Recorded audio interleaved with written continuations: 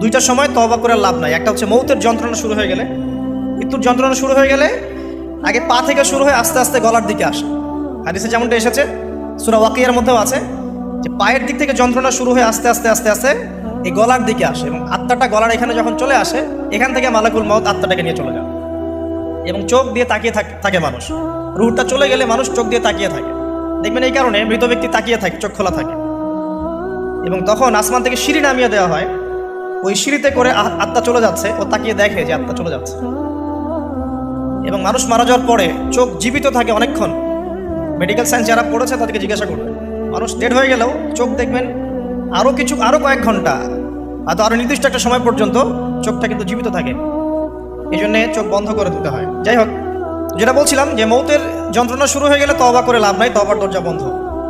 আর পশ্চিম দিক থেকে সূর্য উঠে গেলে তওবা করে লাভ নাই, তওবার দরজা বন্ধ।